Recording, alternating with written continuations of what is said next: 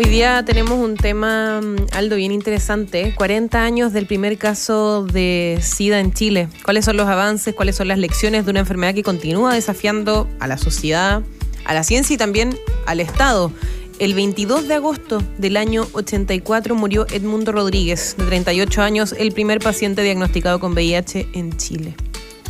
Y por lo tanto queremos, con toda la acumulación de información que tenemos, con la experiencia registrada en Chile, conversar con el doctor Alejandro Afani, que es director del Centro de VIH del Hospital Clínico de la Universidad de Chile. Doctor, muchas gracias por estar con nosotros para conversar en qué situación estamos en términos de lo que en su momento, hace 40 años atrás, parecía ser un tema de muy difícil solución para el mundo médico. Bienvenido, doctor.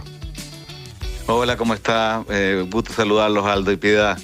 Hola, doctor. Bueno, la verdad es que sí, efectivamente ha pasado bastante agua bajo el puente desde el año 81. En realidad es que se describe por primera vez lo que es el síndrome de inmunodeficiencia adquirido, y en nuestro país el primer caso de VIH el año 1984, y ese año hubo 6 casos.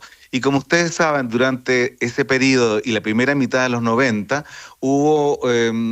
era un diagnóstico fatal, de mortalidad, ¿cierto? Que dependía cuánto tiempo había sido el diagnóstico a la muerte. Normalmente era entre meses a 2 años más o menos. Pero en el año 1996, en que aparece la triterapia que hoy día conocemos, ¿cierto?, logró transformar lo que era una enfermedad mortal en una enfermedad crónica, controlable, en que las personas, tomando su tratamiento, hacen su vida totalmente normal, siempre y cuando el diagnóstico se haga de manera oportuna.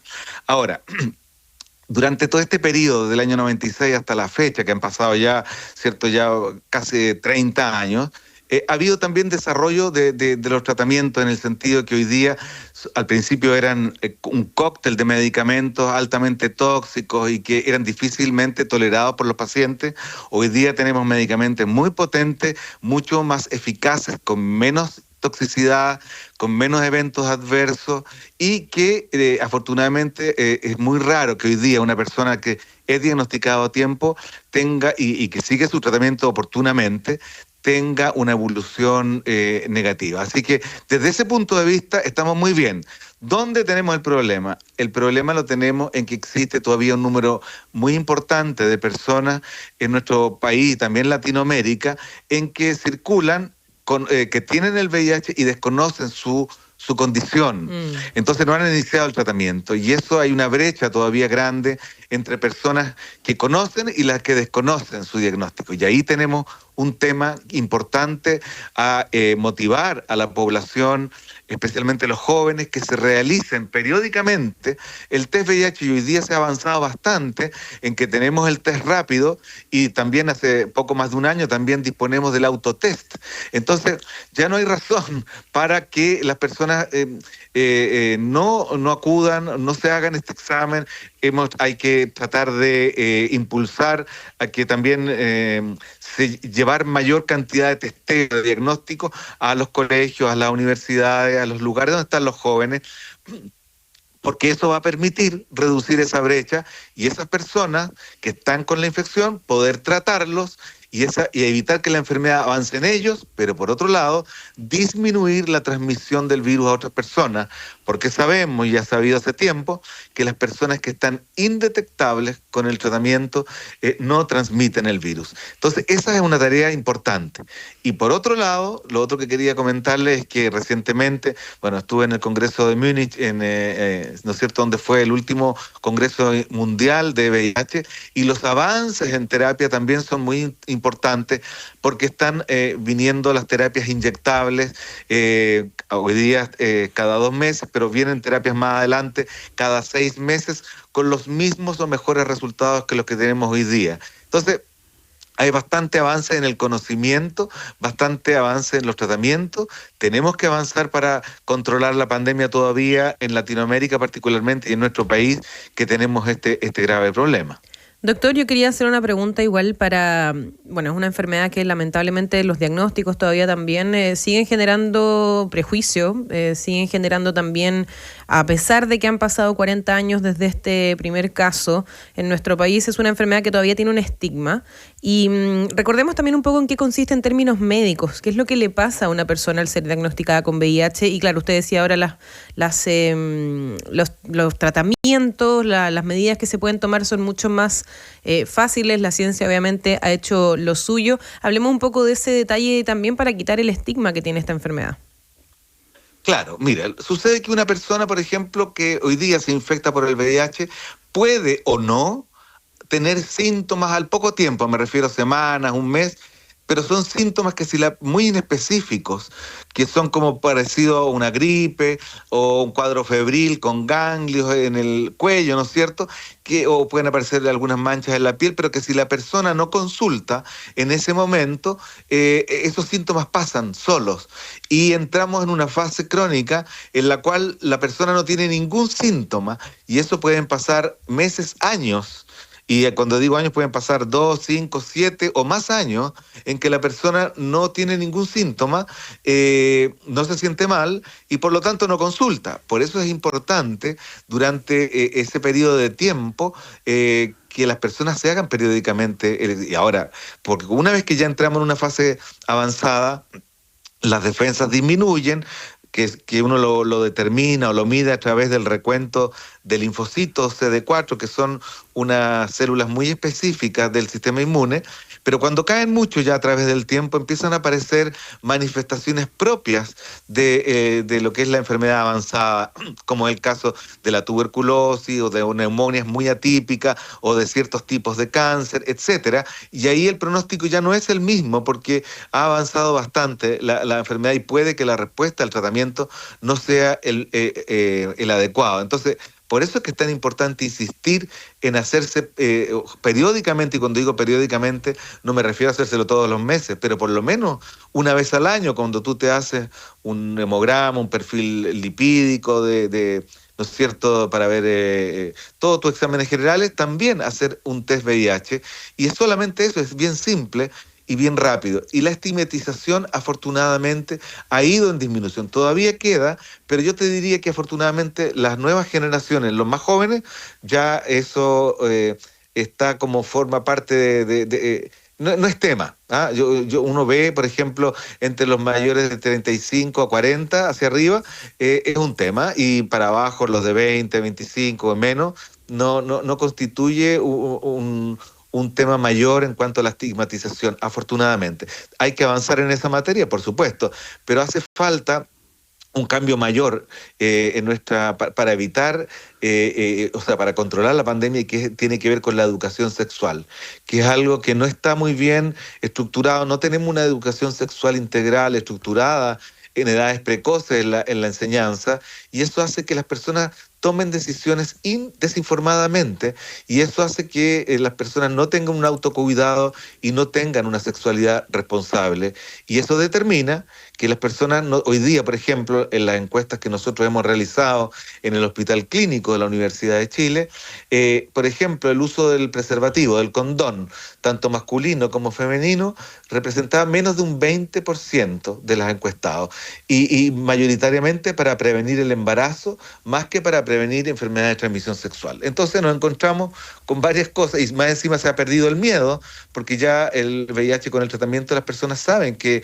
no es una enfermedad mortal. Entonces se juntan muchas cosas, y que por otro lado tenemos otra señal por el lado, que es el incremento muy significativo de otras enfermedades de transmisión sexual, como la gonorrea, como la sífilis, que están disparadas, y que eso habla de la falta de autocuidado y de tomar decisiones y de cuidarse. Por eso que es importante, o sea, hacerse el control, el testeo, el test de diagnóstico, iniciar lo antes posible un tratamiento si la persona sale reactiva, y también informar a la población cómo se transmite la enfermedad de transmisión sexual, y tomar decisiones de usar también el preservativo, el condón masculino y femenino, y lo que me faltaba nombrarle, que es el PrEP, que es la profilaxis preexposición, es decir, el uso de medicamentos que hoy día sabemos que logran reducir más de un 95% de la probabilidad de adquirir el virus en personas que tienen conductas de alto riesgo, que no están infectadas,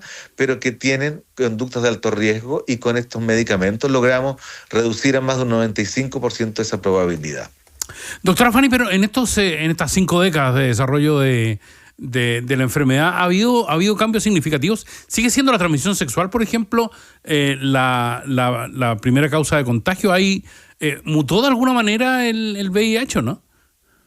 No, sigue siendo evidentemente la transmisión sexual y mayoritariamente, te diría más del 95%, es de transmisión sexual. Eso no ha cambiado. Hay algunos países, por ejemplo, en que hay mayor probabilidad, hay un porcentaje también importante de transmisión por el uso de drogas endovenosas, ¿cierto? Compartir jeringas, pero no es el caso de nuestro país, principalmente de transmisión sexual. Eso se ha mantenido, y por eso que es tan importante acudir a informarse, tomar decisiones, el uso del preservativo, el uso del PrEP, que tenemos que masificarlo, está muy poco utilizado en nuestro país, considerando que es gratuito en el sistema público y está pero muy por bajo cuando digo muy por debajo, por ejemplo, esto que fue lanzado en agosto de 2019, se esperaba que el primer año hubiera 5.000 personas en PrEP, y de ahí fuera aumentando. Uh-huh. Estamos hablando de 2019. ¿Saben cuántos pacientes hay? En menos de alrededor de 1.500. Entonces estamos hablando de que no hay una información, no hay una difusión importante para acudir a los centros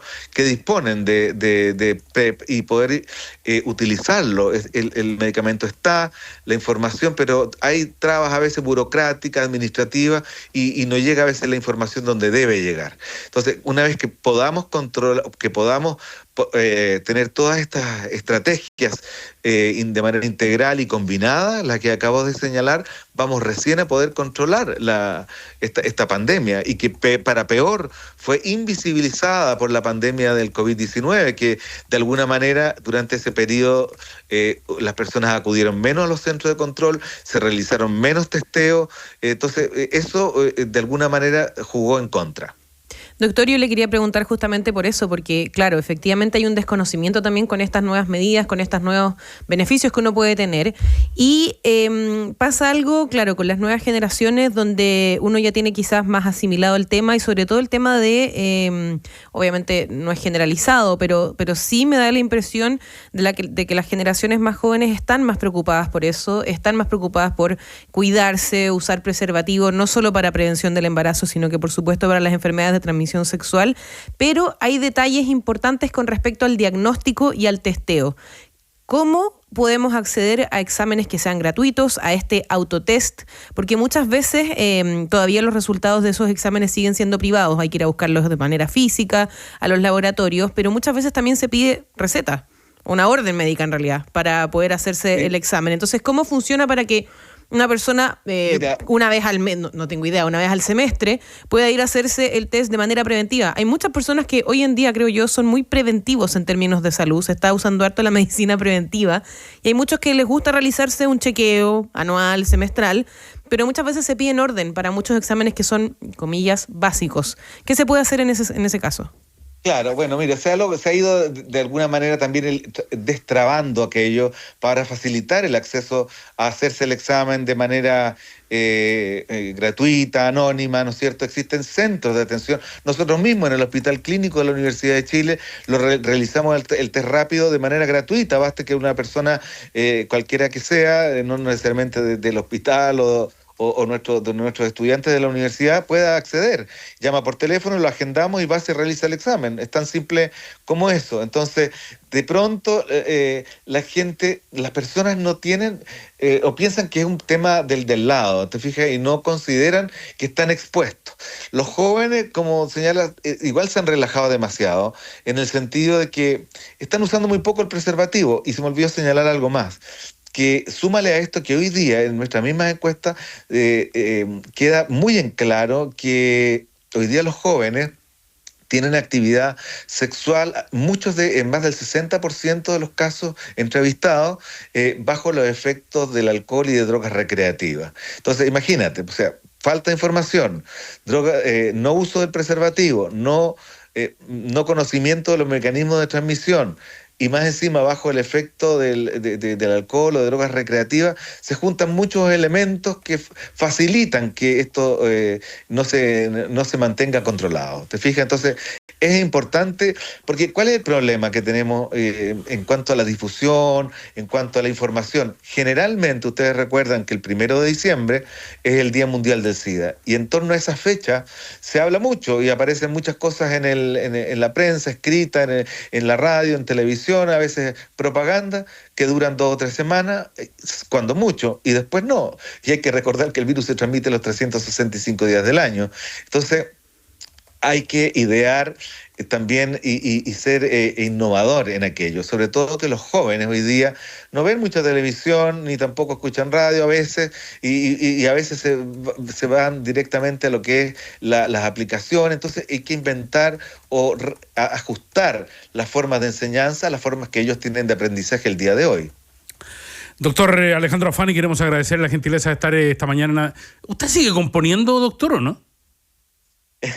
A veces, en los tiempos que me quedan libres, que no son muchos, sí trato de hacer la válvula de escape, de componer algo de música. Algo hago de repente, pero poco, por lo menos lo intento. Porque digamos que usted es compositor de canciones populares, ¿no? De baladas populares. Sí, con varios cantantes nacionales he hecho algunas cosas, con Carolina Soto, etcétera, pero ahora he tenido poco tiempo con los viajes y con el trabajo que estamos haciendo en Latinoamérica, con los colegas que están trabajando en el VIH. Estamos haciendo muchos, ¿cómo te puedo decir? Trabajo en conjunto, porque tenemos muchas conductas que son similares, o muchos elementos que confluyen. Y lo último que quería señalarte, que no lo dije, pero que es lo alentador, es que también se está avanzando en terapias de erradicación, es decir, tratar de eliminar definitivamente el VIH. Si bien eso no está a la vuelta de la esquina, la información que hay en estudios preliminares es bastante interesante. Para el 2030 dijeron, pero tal vez demasiado optimista, ¿no? Mira, por lo menos en los últimos congresos de este año se ven avances interesantes en cuanto a eliminar el virus de los reservorios. Entonces yo creo que podría pensarse eventualmente que yo creo que la terapia de erradicación o cura puede aparecer antes que una vacuna. Doctor, muchas gracias una vez más. Gracias a ustedes, que tengan muy buen día. Gracias, doctor, que esté muy bien.